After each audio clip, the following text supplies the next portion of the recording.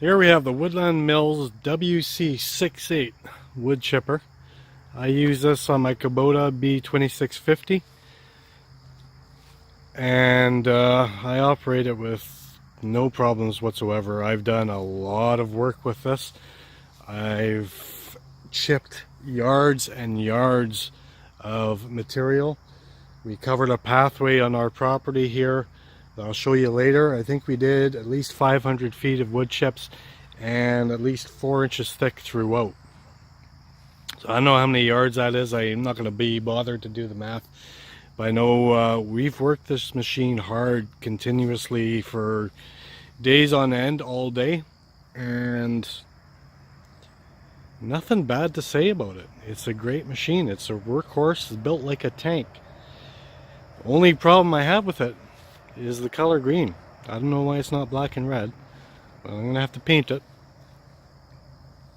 I understand that's probably their corporate color, but c'est la vie. Let's go over this. It has a quick attachment. I see I got 2 pins in the top there. One should be on the bottom, but you can use this with a quick attach hitch if you like. PTO is a direct drive. And on that drive belt there, that's tension. That's for the included hydraulic pump to run the feeder. Over about here is the chute. And this chute rotates by pulling the pin. You can lock it in place. Put that cap back on there. And rotator, however you like. For directional shooting, you can shoot your wood chips right into a trailer or bin or right onto the path or what you're doing, using it in the garden or whatever. Right about here is the hydraulic tank. That's where you fill it.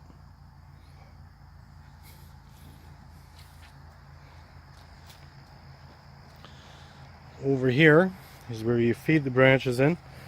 And this handle is a 3-position handle.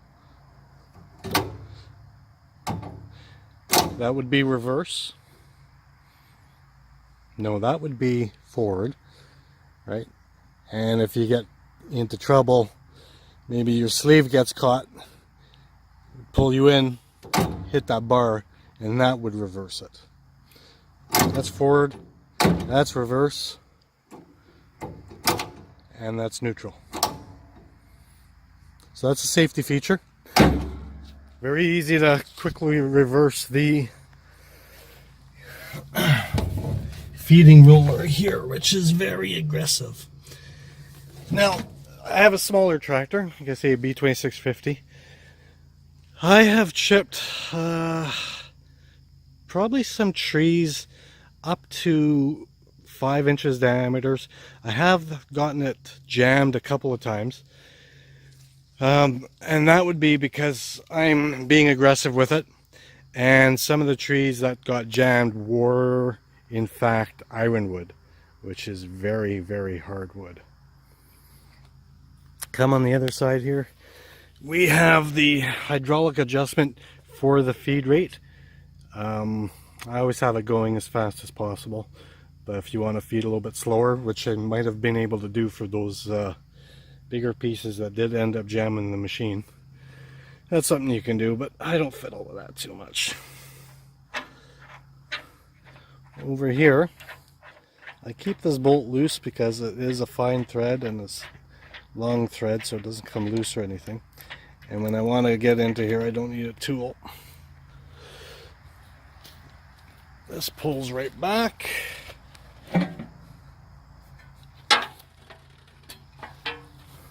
Like so.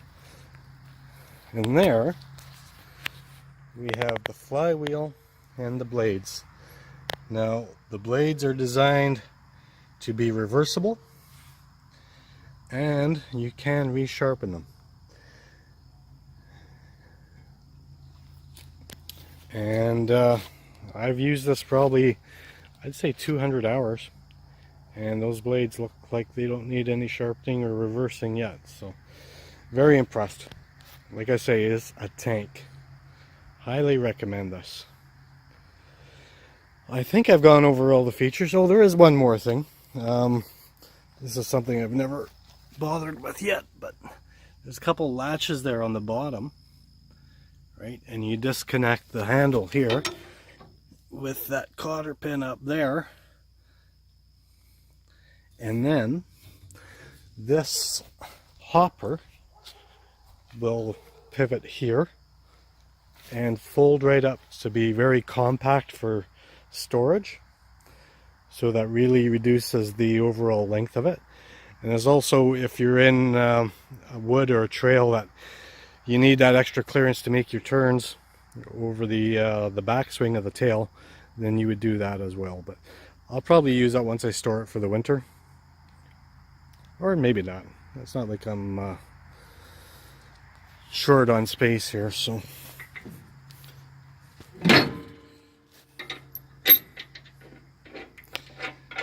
Fasten that back again, just hand tight.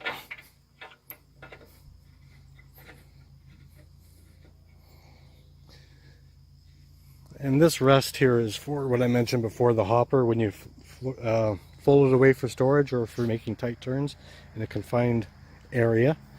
Then that rests on there so it doesn't damage the beautiful green paint job.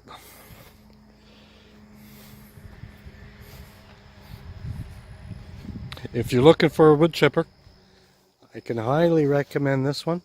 Don't have a lot of experience with them. This is the only one I've ever had, but I have had a lot of machinery and nothing bad to say about it. Very impressed. It's built like a tank. It's a workhorse. I haven't had to do anything to it except unjam a couple of pieces that were my own fault for being too aggressive.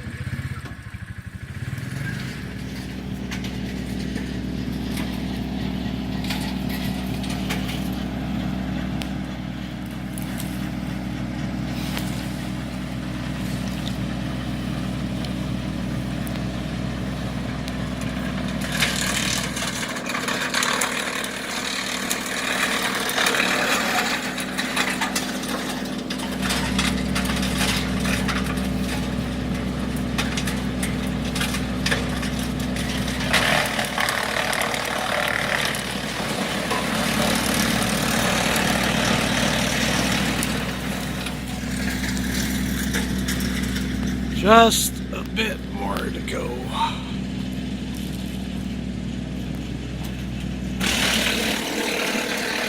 So this is the trail that we used the wood chipper for, and I never anticipated buying the wood chipper, but we bought the property just a few months ago, and the previous owner had lost her husband 5 years prior, and it's a huge property. It's very hard for one person to look after. So things got neglected a little bit, and there were piles and piles of debris around, logs, branches, and I knew we had to clean them up.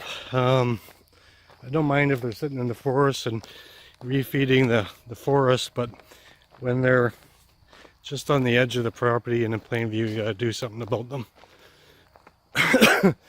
So I didn't like the idea of burning them all. And this was a mud trail before, so I bought the wood chipper and just repurposed the natural material to improve the land. It's nice to walk on, it's not muddy, and it looks pretty decent. So we did, like I say, at least 500 feet, and very pleased with that Woodland Mills machine.